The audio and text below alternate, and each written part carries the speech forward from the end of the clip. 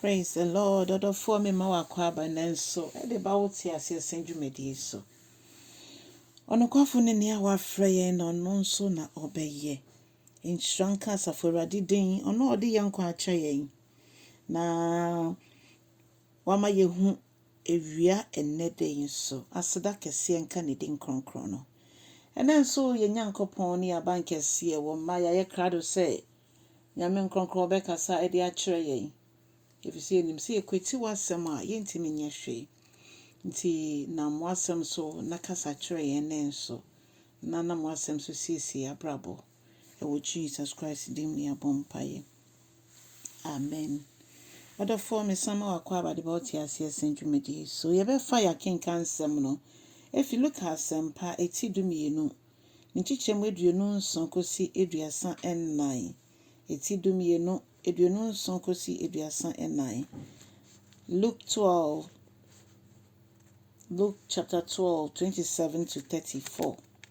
Let's hear that. Mayinti Erade asem.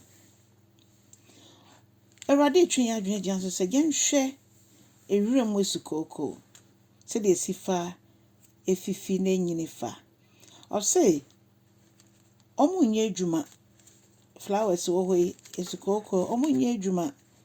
Na so nyankopon from ntoma yetimi hu se dia flowers eye colors ahodo ne se dia sifa ye fe o se na so Solomon ni onyam nyina mu na bie ni ho a ese sa nhwire ya onyankopon ema no efifi wo nwure mu na se onyankopon nani ku nhwire mpo ho a adofo me so me de be kan se nya nhwire mpo nko hwe noma ene mo ahodo ne omu nyina ne kalasa onyankopon de ama omo ene obia ne bobia ene o kan se emponhwere mpo onyankopon ewo ho abotre etimi siesia enhwere na ewo ha obehu ne ha fefefo china na yado ede agu enwure mu ejemu ahye no ene po onyankopon ema ne fifi na pia he ena mo a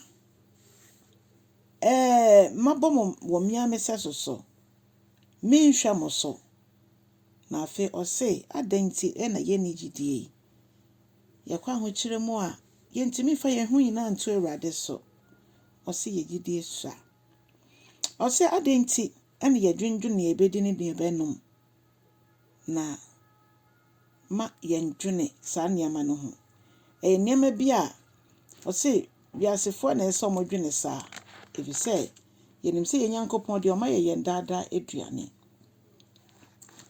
odofo se sa dia na kese yenim se ode ma ye no ebebo mpa esa foforo nso a omonsanko ma no Awurade be ma mo bi edi na o se ye papa no onim de ehia ye nyina nti yenden kan hwehwe oso aheman ne ne yetene kane no de dia kanyina be kan ye ho ene se nyame asem bia betofom bia ye de be ye adwuma nti o se ma ye nsuro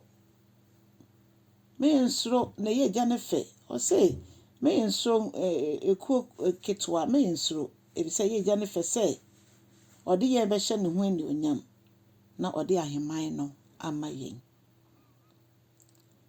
o se ye nton ya honyade nyina na ye mfama ehiafo e bi se we mu ene ebe hyehye yade krade e wo soro adofonom so kase ento ye hia ye japade nyina na che se esese ye tumi enya abre ema ne a ehia no bibibia obetimi ayafa obi a ehia no mmira ye benya de eti obi so obi ekwa ahokyere mu so obi enti apo se obi ehia nimdie bi na wowo bi esese yetimi edema yeso nyankopon oye yawofo adom no de ye kosuku ni bia eso bia ono no wanko bi no yenya ne ho abotre ye ma no ono so tene ma bi ase se ye wapomudin a ne onti apo no esese yetimi nya ne ho bre ontimi enko bebi owo mpo a obọ mpa ye edema no omomuda prison omo akun esisi omukro mu bebia ewo bia empaibo